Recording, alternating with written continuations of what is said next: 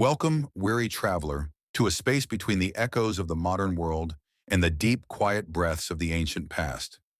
Tonight, we leave behind the blue light of screens and the ticking of clocks to wander back tens of thousands of years.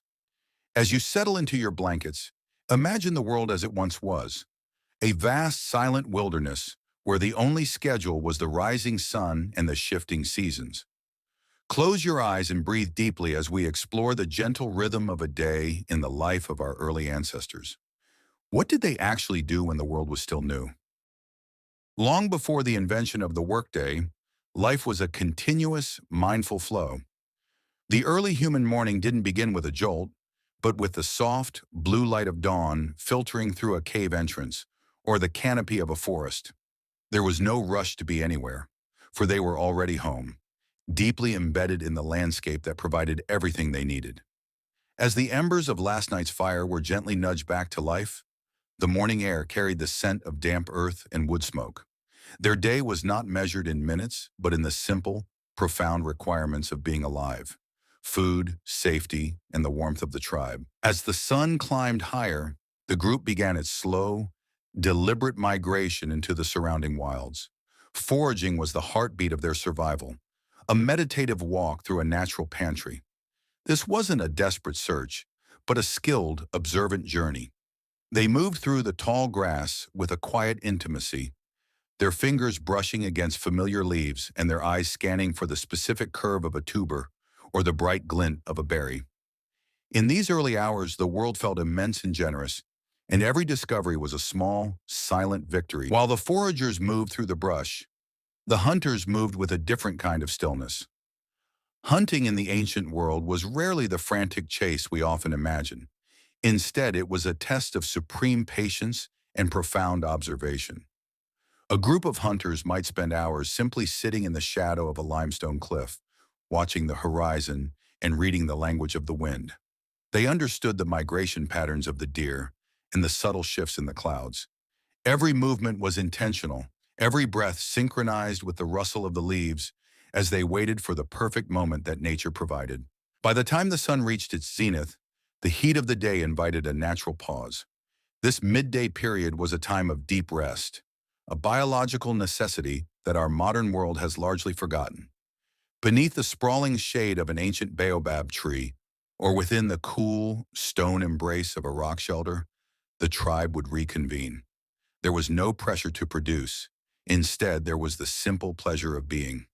They would nap, groom one another with gentle care, or perhaps sit in a comfortable silence, watching the shimmering heat waves dance over the plains.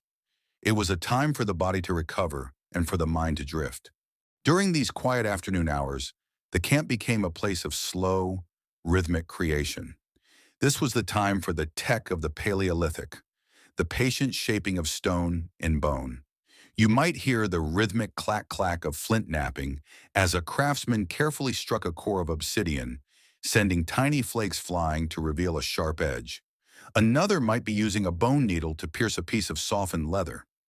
These tasks weren't chores, they were meditative crafts, performed with a level of focus and mastery that transformed raw nature into the tools of human survival.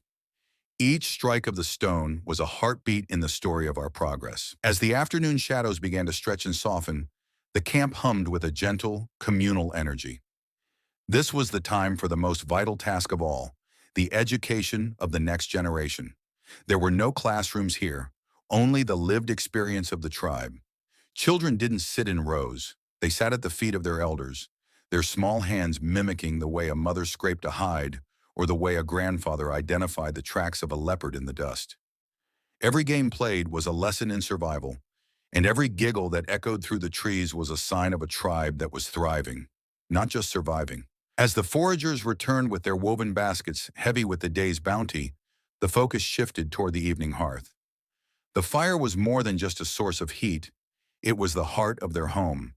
In these moments, the divisions of the day's labor dissolved into a shared purpose. Roots were tucked into the glowing embers to roast, and perhaps the success of a hunt meant the savory scent of fat dripping onto the flames. The preparation of food was a slow, multi-sensory ritual. The crackle of the wood, the rising steam, and the deepening blue of the sky all signaled that the work of the day was done. Language, their entire history lived in their voices. They shared the news of the day, where the water was receding, which berry patches were ripe, or the strange behavior of a wandering mammoth.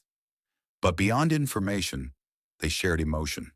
Through touch, song, and soft hums, they reinforced the invisible threads that held them together. To be an early human was to never be truly alone. It was to be a vital part of a small, breathing whole. Gradually, the stories would soften into whispers, and the whispers into a comfortable silence. One by one, the members of the tribe would find their places on beds of soft furs, dried grasses, or smooth earth warmed by the day's sun. This was a time of biphasic sleep, a natural rhythm where they might drift off early, wake for a quiet hour of reflection in the middle of the night, and fall back into a deep slumber before dawn. There was no anxiety about the coming day, only a profound trust in the rhythm of the earth and the protection of the group.